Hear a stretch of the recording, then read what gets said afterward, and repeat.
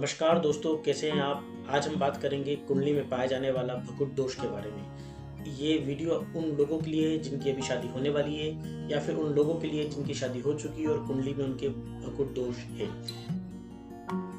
दोस्तों, वीडियो शुरू करने से पहले मैं आपको एक विशेष सूचना देना चाहूँगा। आप अगर कोई भी प्रश्न पूछना चाहते हैं तो नीचे कमेंट बॉक्स में #DestinyUnveiled लिखकर अपना प्रश्न पूछ सकते हैं। मैं कोशिश करूंगा कि आपके प्रत्येक प्रश्न का जवाब समय रहते दे पाऊं।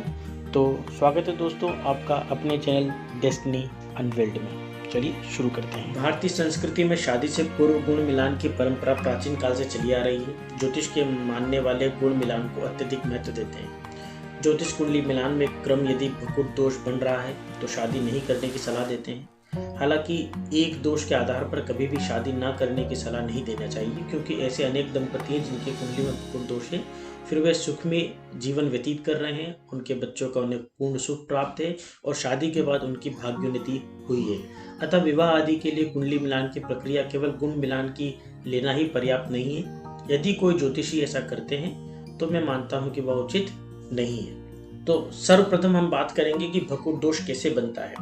किसी भी कुंडली में चंद्रमा जिस राशि में स्थित होता है वह राशि कुंडली में भकुट कहलाता है। जन्म कुंडली में भकुट दोष का निर्णय वर और वधु की जन्म कुंडली में चंद्रमा जिस स्थान पर स्थित होता है उन दोनों राशियों का क्या संबंध है उस पर निर्भर करता है। यदि वर वधु की चंद्रमा परस्पर एक दूसरे से 6-8 हैं तो षडाष्टक योग बनता है।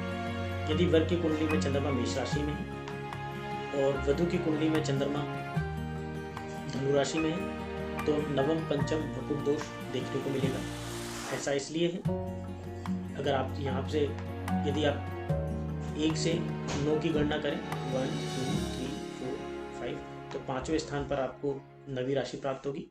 और कन्या की कुंडली से देखें तो 1 2 3 4 5 6 7 8 9 तो 9वें स्थान पर आपको मेष राशि प्राप्त होगी।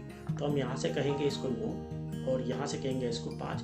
तो पंचम नवम के हिसाब से यहाँ पर आपको भकुट दोष देखने को मिलेगा। षडाष्टक भकुट दोष का एक उदाहरण समझ लेते हैं। मान लीजिए वर की कुंडली में चंद्रमा कर्क राशि में है और यदि आप यहाँ से छठा अंक गिनते हैं, छठी राशि गिनते हैं तो 1 2 3 4 5 6 और छठी राशि पर यदि यहाँ पर चंद्रमा स्थित हो तो षडाष्टक भकुट दोष बनेगा। ऐसा इसलिए है क्योंकि अगर वधु की कुंडली से 8वीं राशि गिनी जाए 1 2 3 4 5 6 7 8 तो इस राशि पर चंद्रमा स्थित है। आप देख सकते हैं वर की कुंडली में। तो इस तरह से वर और वधु में अब अगर देखें तो वर से अगर 6 अंक आगे चलने पर और वधु से 8 अंक आगे चलने पर परस्पर चंद्रमा हमको प्राप्त होता है किसी दूसरी जातक या जातिका की कुंडली में। तो इस तरह से भकुट दोष का निर्माण होता है। द्वादश दो भकुट दोष भी देखने को मिलता है। अब द्वादश भकुट दोष किस तरह से मिलेगा इसको भी समझना जरूरी है। यदि वर की कुंडली में चंद्रमा मेष राशि में है तो वधु की कुंडली में चंद्रमा अगर वृषभ राशि में है तो इस तरह का दोष मिलेगा। यदि चंद्रमा वृषभ राशि में है और कन्या के मिथुन राशि में चंद्रमा है तो भी इस तरह से द्वादश दोष देखने को मिलेगा। तो 1 2 2 3 3 4 इस तरह से परस्पर अगर आप चलते जाएंगे तो आपको भकुट दोष द्वादश भकुट दोष देखने को मिलेगा। भकुट दोष का निवारण का पहला पॉइंट, यदि दोनों स्वयं राशि के हों तो भकुट दोष नहीं लगता है। स्वयं राशि का मतलब है यदि चंद्रमा मेष राशि का है और यहाँ पर चंद्रमा वृश्चिक राशि का है तो भकुट दोष नहीं लगेगा। यदि चंद्रमा वृषभ राशि का वर की कुंडली में और चंद्रमा वधु की कुंडली में तुला राशि का है तो भी षडाष्टक योग नहीं लगेगा। इसी प्रकार वधु की कुंडली में चंद्रमा मकर कुंभ राशि में होकर भकुट दोष का निर्माण कर रहा हो तो एक दूसरे से 12 स्थान होने के पश्चात भी भकुट दोष नहीं माना जाता, क्योंकि इन दोनों राशियों में स्वामी शनि है और एक ही राशि के स्वामी होने पर भकुट दोष नहीं लगता।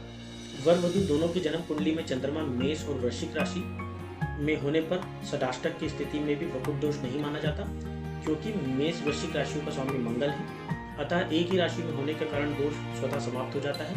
इसी तरह का संबंध आप दूसरी और सातवीं राशि के परस्पर वृषभ और तुला राशि में भी देख सकते हैं, जहाँ पर भी षडाष्टक योग होते हुए भी स्वतः समाप्त हो गया। मित्रों, यदि वर वधु दोनों की जन्म कुंडलियों में चंद्र राशियों के स्वामी आपस में मित्र हैं तो भी भकुर दोष का प्रभाव कम हो जाता है। जैसे कि मीन मेष में भकुर दोष होता है परंतु उसका प्रभाव कम हो जाता है क्योंकि इन दोनों राशियों के स्वामी गुरु और मंगल आपस में मित्र हैं। इस तरह के आपको और भी अन्य योग देखने को मिल सकते हैं जिसमें आपस में दोनों कुंडलियों में चंद्रमा परस्पर मित्र राशि में उपस्थित है, जैसे मेष वृश्चिक राशि में, वृषभ तुला राशि में, मिथुन मकर राशि में, कर्क धनु राशि में, सिंह मीन राशि में और कन्या कुंभ राशि में यह दोष देखना नहीं चाहिए।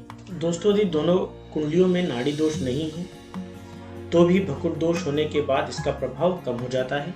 यदि कुंडली में ग्रह मैत्री और गण दोष नहीं है और भकुर दोष है तो भी भकुर दोष का प्रभाव कम हो जाता है।